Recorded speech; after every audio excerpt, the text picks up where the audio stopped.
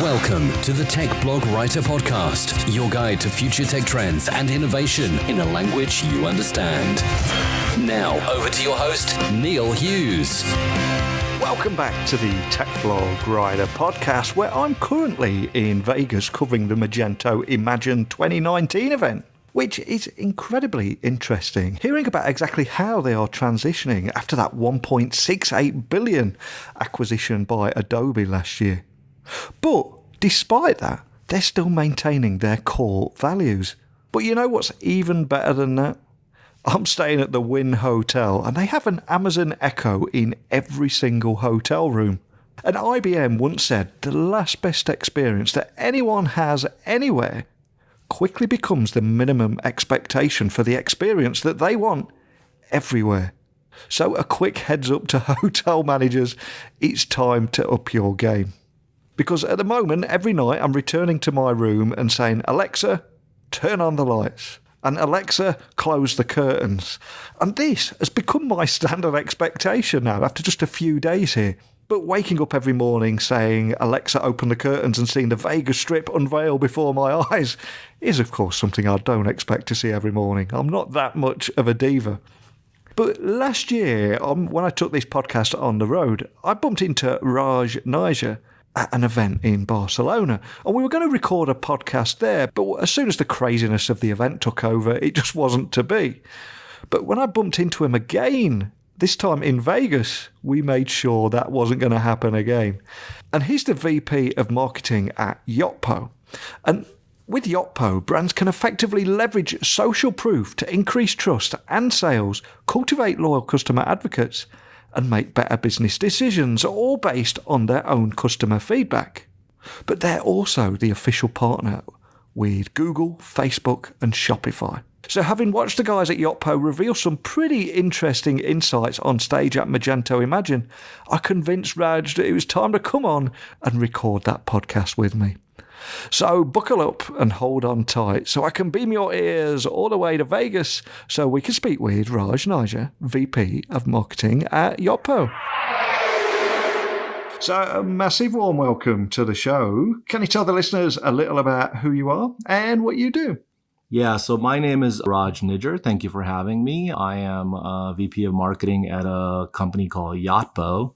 Everybody asks me what Yachtbo is, and we're basically an integrated marketing platform for direct-to-consumer brands like Third Love, Steve Madden, MVMT, and we provide a suite of solutions for brands to do user-generated content, loyalty, and referrals that you can use on-site through our partners like Magento, Salesforce Commerce Cloud, Shopify, BigCommerce. And then you can use the same content and solutions that we offer in channels, email, where we partner with companies like MailChimp, Klaviyo, Bronto, ListTrack, and then also use that same content in other channels like ads, where we obviously partner with people like Instagram, Facebook, and Google. So our goal is to provide direct-to-consumer brands the highest amount of LTV with their customers. And then on the other end, we want to make sure we're connected with as many tech partners and solutions that our brands work with to connect the entire ecosystem. Wow, some pretty big names there, isn't there, as well, that you guys work with? Yeah, we're very lucky. We're very lucky to have such great partners. Now, just for everyone listening, I think it's fair to point out that we last met in Barcelona. We enjoyed a drink, but didn't get a chance to record a podcast. But you did reveal some pretty interesting insights around a new report on stage here at Magento Imagine. So for everyone listening that can't attend, can you just give me a little more information about the report and the story behind it? Yeah, first I'll say that I have been good the last 2 days, and I've limited the amount of cervezas this time, so we can get this under our belt, which is very hard to do in Vegas. So. Yeah. So we launched this new report basically in response to a lot of our brands asking for benchmarks, data. What are other brands doing? What's happening in the industry? And instead of waiting for somebody else to do it, like we do with a lot of our content, we decided to take the leap and basically put some sort of moniker or benchmark around this industry that's, if you think about e-commerce, it's $517 billion annually. And for somebody to ask us about this data, we're like, we have to take the lead on this. So this is something we'll do annually. But what we've done is in this report, we have uncovered all the top KPIs and marketing channel prioritizations and e-commerce investments, which are things like customer content, loyalty programs, referrals. And then we've taken all that basically learnings that we have from the respondents, which are over 500 D2C brands, and 41% of them were actually founders of D2C brands. So we got it straight from the horse's mouth. We took all that data and then we sliced and diced that data by company size. So it's small, medium, and large. And there's some stark differences between the three to basically get, hopefully you, the listener, insight into what brands are spending on, what are they prioritizing, and what are some of the key performance indicators for brands. And then in doing that, what we've learned is some of the leading priorities for today's direct-to-consumer brands are obviously the first one is, it goes without saying, it's e-commerce sales. Yeah. Everybody wants to grow their e-commerce sales. It's your owned website. It scales the best. It's your salesperson that's online 24/7 and it has a global reach. So you want to increase your online sales as much as possible. The second leading priority is customer acquisition. So it's a net new customer acquisition. 54% of the respondents said that was their second one. And the third one is conversion rate, so 53%. Again, not terribly stark differences from what we kind of know, but we know qualitatively. So this adds a little bit more quantitative push behind it. So the top three are e-commerce sales, customer acquisition, and conversion rates. And it's interesting if you look at brands that are small, and in this report, we looked at small as under 5 million in revenue. They're particularly looking to drive growth. So for them, e-commerce sales is number one. Now, if you look at mid-sized brands that are between 5 million and 100 million, a little different. They care more about market penetration. So for them, customer acquisition is actually number one. Mm. And if you get into the bigger ones, so now you're talking about over 100 million, they've got traffic. So they're not worried about traffic. They probably are, but not as much as, some of the smaller brands and the mid-sized brands. They're actually more worried about conversion rates. For them, it's like, how do I optimize all the traffic that I'm getting or I've built over the course of, how many years or months that they've been working on this. So all three behave very differently in terms of what their KPIs are. In terms of the top three acquisition channels that we learned out of this report is that, and why we did it is to kind of also guide ourselves as well, because, you want to have data to help guide your strategy as well.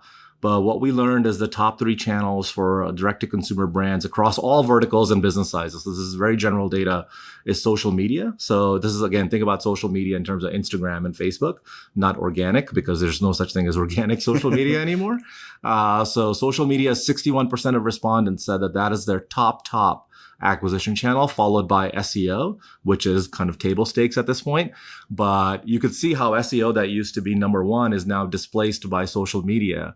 And the reach of social media with advent of platforms like Instagram, Facebook, WhatsApp, and the third one being direct traffic. And that direct traffic is largely brand traffic. Maybe you're generating a lot of PR, you're generating a lot of different hype through, just your own direct or brand experiences. So that's the top three. Social media, SEO, and direct traffic is what we learned was basically the top three acquisition channels for direct-to-consumer brands. So what did it reveal about the ranking of where D2C brands will actually be spending their marketing and advertising dollars this year in 2019, particularly amongst the likes of Amazon, Facebook, Google, and Instagram? Yeah, that's a great question. We hear about Instagram a lot. We hear, especially in our world, working with direct-to-consumer brands, Google is obviously, from a size perspective, the biggest. Instagram is growing the fastest. Facebook is also growing. And then there's this new entrant, this startup called Amazon that has also now come up with the concept of product ads within their experience. And actually just today, Amazon and Adobe announced an alliance where you'll now be able to use Adobe software, particularly Magento, to be able to create web stores inside of Amazon. So the world is like drastically changing, Neil. Like we talked 2 days ago, and much has changed in 2 days. But what we're learning is that to fuel customer acquisition, the majority of the respondents in our report, they are increasing their investment in Facebook ads. Again, not earth-shaking. We already know this. The big difference is that we actually went in having a hypothesis that Amazon ads would be much bigger than where they are. But if 52% are increasing investment in Facebook ads, comparatively, only 18% are investing in Amazon ads. So it's still very new. It's still something that has either you can take a contrarian viewpoint and say it's not growing or it's not as big, or you could say, it's still got a lot of legs and tremendous upside. Yeah. I think marketers are testing their way through this and they're learning like how to apply this, but they know that Facebook works. So that's why you're seeing a majority of our respondents saying that Facebook is where they're really going to invest. And then when you look at from segment perspective, when you look at small, medium, large brands, again, you see basically divergence in how they operate. Small brands count social media as their primary customer acquisition channel. So they're investing in Instagram ads at highest level of all the industry. Again, for them, like e-commerce sales, right? They want to go back to that. They want to get e-commerce sales as much as possible, as fast as possible. Mid-sized brands, the ones between 5 and 100 million, are, they have a higher brand recognition. So they already attract customers via social media, but they're also investing in SEO and direct traffic. So this segment, notably more than any other industry, is increasing spend with Google in both ads and shopping ads. So with Google, the mid-sized brands are almost 60% of them are saying that they're investing in Google. So that's how they're diverging away from the small brands. So if you think about it, like small brands are growing up, not in their terrible twos anymore. They're not infants. They're now getting up. They're like, okay, now I need to expand my reach outside of Instagram. So it's largely as you see these brands growing up, they're starting to diversify how they acquire, how they convert. So mid-sized brands, they've kind of nailed social media already. So now they're starting to dabble into Google, not just Google AdWords, but Google PLAs, the product listing ads, and Google shopping ads. And we work with a lot of brands, help them generate Google seller ratings. So and a lot of our mid-sized brands come to us and also want that type of feature. So it's it's affirming in the sense that mid-sized brands are now looking into Google because they've kind of nailed the Instagram piece. And looking to acquire more through diversification tactic. And then you get to the large, above $100 million brands. So they're not looking at social media as, a huge priority. Again, it's table stakes. By then, they've kind of nailed it. They're already using it. They probably have a full-time person working on it. But while these brands have like budget firepower, because they're huge, they're hundreds of millions of dollars in revenue, and they're increasing spend in every channel.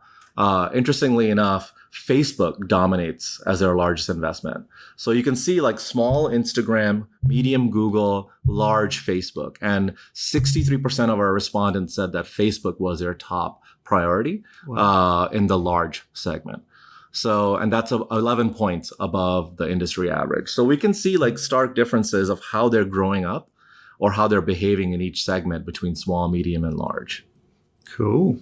Well, the rise of the experience economy has become impossible to ignore, especially over the last few years. But what did the report reveal about how businesses are investing in a variety of online experiences? And why do you think this strategy is quickly outpacing and outperforming traditional advertising models? Yeah, it's you have to talk about experience economy when you're at anything Adobe, and Adobe has become kind of the stalwart for creating experiences. Hence, the domination that they have with the Adobe Experience Cloud. We look at experiences as not just the creative, not the graphics or anything else you can create, but our mantra, our mission is to connect the customer with the brand as much as possible so that you use your customers as your best brand marketing channel. Your customers are out there talking about you. They're having the word of mouth conversations. Luckily, we're living in an era where they're posting all this online. They're tagging you in posts. I wear Panerai. I'm a huge watch guy. I tag Panerai whenever I can in any beautiful selfies of myself that I post. And, if Panerai then goes and shares my picture, like that's huge. Like not only am I loyal, now I'm deeply loyal to you. Yeah. And so our mantra is that, we want to not just help you create e-commerce experience. We want to help you create authentic e-commerce experiences. So it doesn't look like a stage shoot. It doesn't look like something that's, in a corner of a chateau and, you're having your coffee. It's just like how many people live in a corner in a chateau with like a view of the Alpine mountains. So for us, what we saw is that D2C brands are investing in a variety of experiences that foster confidence, and most of all, community and connection to the brand. A great brand is Glossier. When Emily Weiss started Glossier, it was Into the Gloss. It was largely a blog. She created this amazing community. And, now she's figured out, and the team has figured out how to take this community and then build a brand around it. And they are almost, this is in a good way, cult-like. Whatever they launch, they have so many evangelists built in. Go to Glossier, look at their Instagram feed, look at how many comments. People are just like, I love you, Emily. Like, Emily, like, come to Thanksgiving dinner. I mean, this is the kind of community you have to create nowadays to have almost, bulletproof in a way, like how you not just acquire customers, but then make them a part of your family a little bit. And that's what some of the really good direct-to-consumer brands do differently when it comes to creating experiences. When it comes to the other advertising methods outside of traditional, what we're seeing is that a lot of these brands are investing in user-generated content. They're also investing in referrals and loyalty programs to drive engagement and sales. And if you think about that, the biggest reason for that is, as much as these brands are using Instagram, Google, and Facebook, small, medium, and large, that's also an impact to their customer acquisition costs. So CAC is completely out of control with some of these brands. So they're trying to figure out how to balance CAC with lifetime value.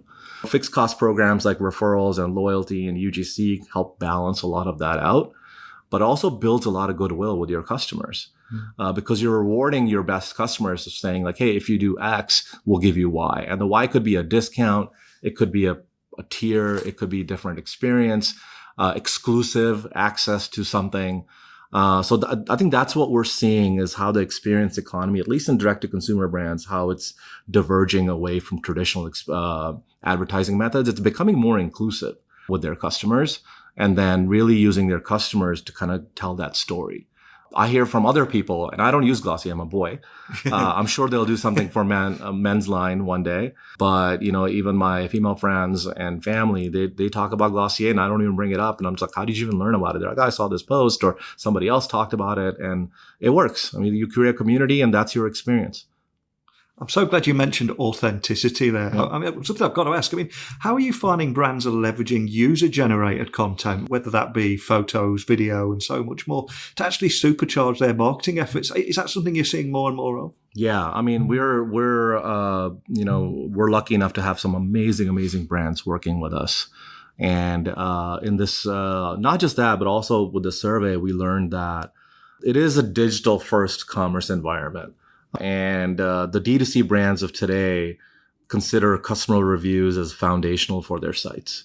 I think it all started with when Amazon started doing reviews. And it just, now before you even read the product description, a lot of people actually go straight to the reviews to see what people are actually talking about. And this goes back to the authentic nature of reviews. It is table stakes for pretty much every brand, even B2B. It's become table stakes now.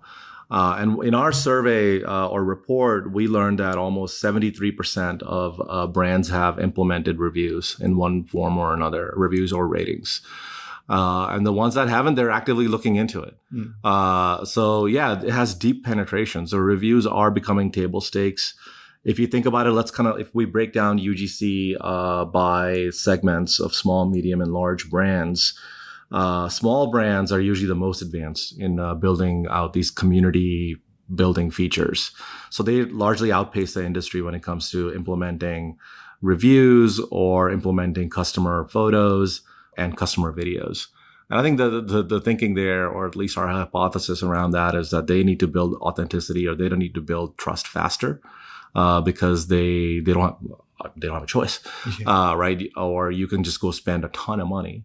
And for the bootstrapped businesses or even venture-backed businesses, there's still only so much money.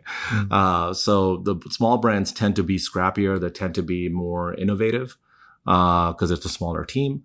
It's usually owner-operator or maybe like one-person, two-person marketing team. So they're able to test a lot. They're able to, frankly, get a lot more done. On the mid-size side, we see they outperform the industry in customer photos.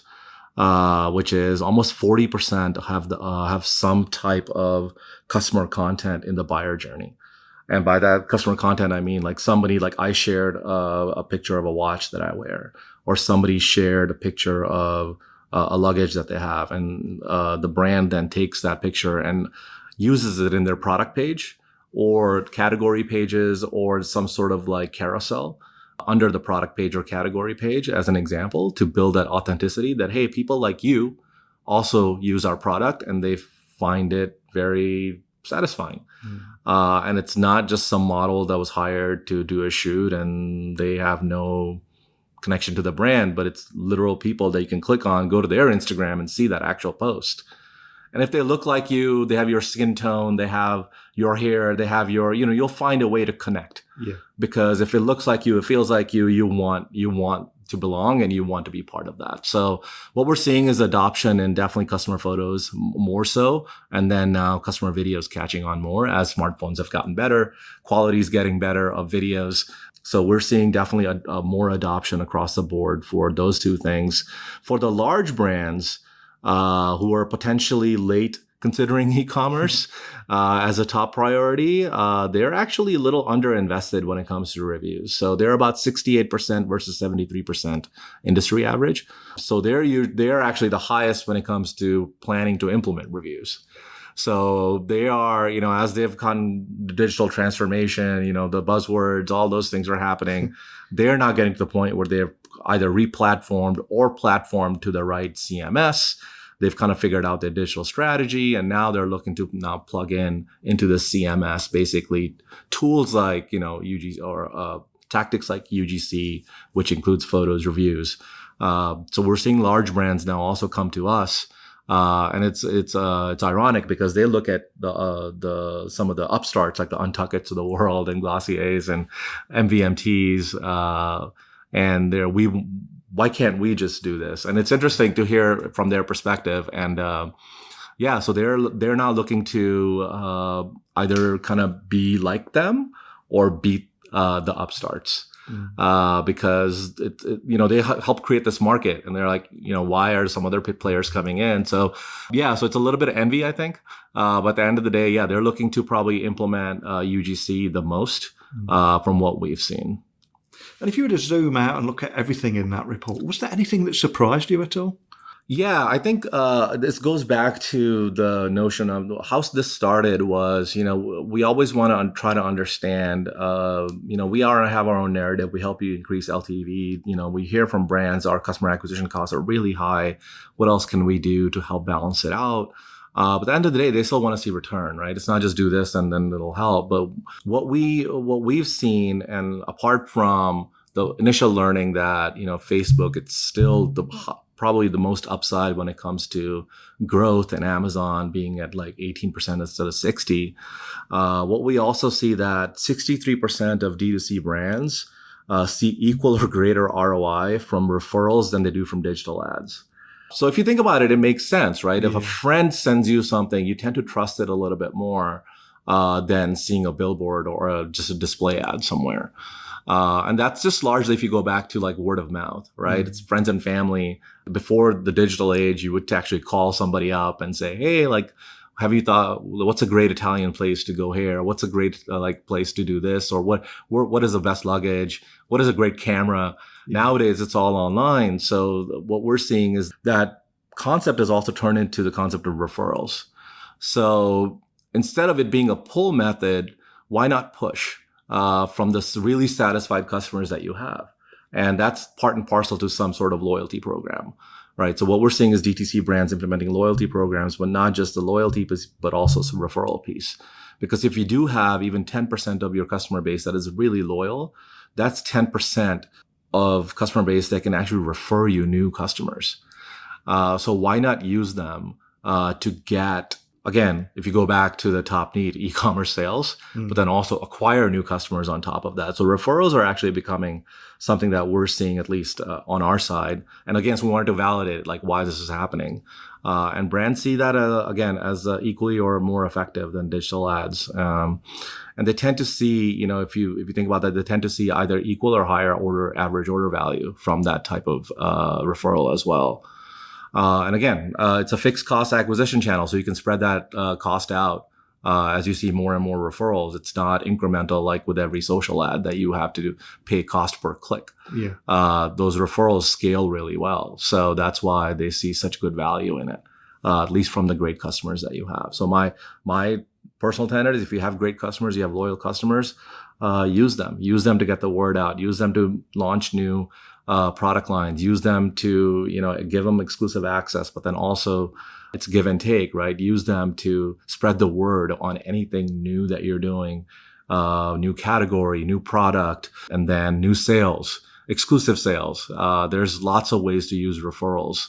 And some of the brands that we work with, they're just, they're definitely doing a really, really good job using their customers for referrals.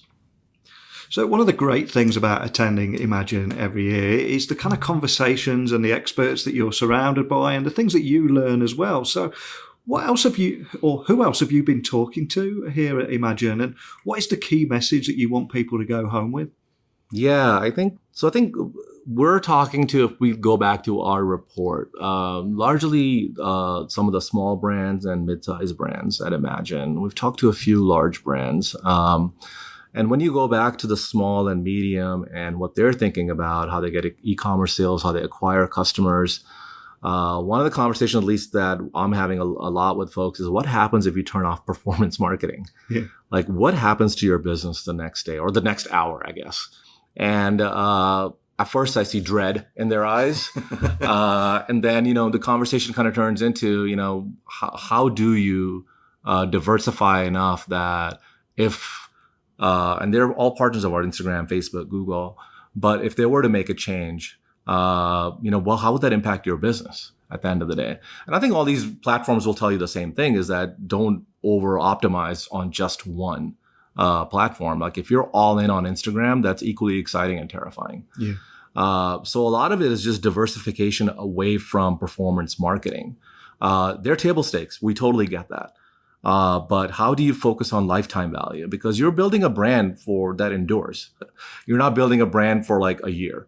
So you want to build a brand that endures, that people find value in, and they, if you think from the loyalty concept, they're willing to do activities to get either discounts or access, or they're willing to tell other people about it. And how much better than somebody opening up their kimono and saying, "Hey, I'd love for you to work with this brand because I love it."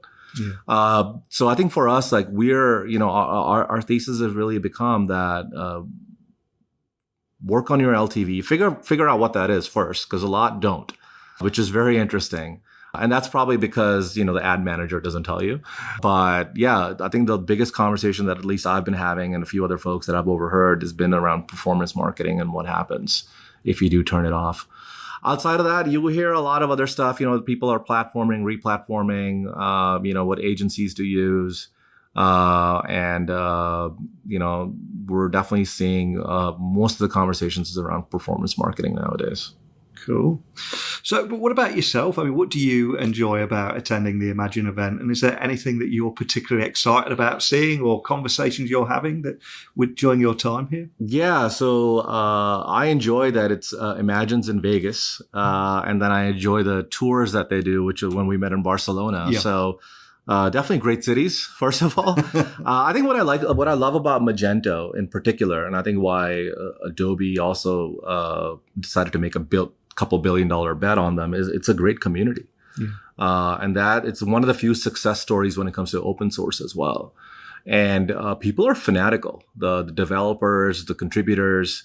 And, if you follow the Twitter stream, and I'm on Twitter a lot, whenever something happens, they'll probably take Jason Woosley out to the woodshed. I've seen that a lot. So poor Jason, he's got a tough gig. You could almost hear the passion in his voice. Yeah. And that says a lot. That's not that they take them like they're mad. It's just there's so much passion about this. It's not even a product. It's more of a movement, right? And the Magento was kind of like the original player. And there's been a lot of people that have followed it. And I just love the community. And Imagine is one hell of a show. I actually, this is my first time at Imagine. Yeah. So I'm like pleasantly surprised what a great show it is. The food is great. The people are great. I've had great conversations. And it does actually feel like, we've been talking about community a lot at brands. Imagine feels like a community as well. So, I mean, that's what I like about it. We're also a premier partner of Magento. So there's about like 7 or 8 of us now that are premier partners with Magento. And we're here to also see like what the new world looks like as Magento becomes a deeper part of Adobe. What else we could do with Adobe at that point, right? Because they are, they dominate the experience. I'll keep using experience economy, Yeah, right? Because Photoshop and what they've done is, especially Adobe's transition to where the company is now from a subscription basis, it is probably one of the most amazing transformation stories I've ever seen in my life. For a company to go from selling perpetual product to subscription, and now worth over 120 billion in market cap, how do you not want to be part of that? I think that they'll do I don't think there's a way to do a much better job with Magento. I think it's going well, but I think I'm very excited for the Magento and Adobe story to come out and a la Commerce Cloud. And we just talked about the experience economy, but the subscription economy, there's a whole other topic as well, isn't there? The reoccurring. Yeah, it's a beautiful business if you can build it, right? And that's just value and the relationship that you create with your customers. Because you can't just be a one shot, like, in the back in the day, you would install something and then you're like, all right, good to go, charge your maintenance fees and see you when the next cycle happens. Yeah. This is continuous. You have to stay on top of things. You have to keep innovating. You just can't just keep adding feature bloat. Yeah. I think a lot of companies have had that. And I think Magento's particularly done a good job navigating some of that. There's been issues here and there, but every company has that. But to go from, again, for perpetual product to where it is now, Adobe and Magento and all these other players, that's one tough thing to do. So we definitely want to be, we made a huge bet on Magento, and we're going to continue to do that with Magento and Adobe. And it's interesting to see as well, because even Apple, I think it was a few months ago, instead of showcasing products, they were showcasing subscriptions again. So there's a definite trend there, isn't there? Yeah. I won't be surprised if cars are a service one day. It's all kind of moving in that direction. Some for good and some for we'll see how that works out. But again, the challenge there is continuous value. And it's not just software. Then you have to layer on professional services. You have to layer on how does your client services add value. It's basically every part of your business becomes a value add instead of the person that just goes and installs it and the seller. Yeah. Now literally every part of the company or whoever the vendor or whoever this solution provider is becomes basically completely entrenched. That's tough because you have to have employees that are passionate about it. They help deliver day in, day out.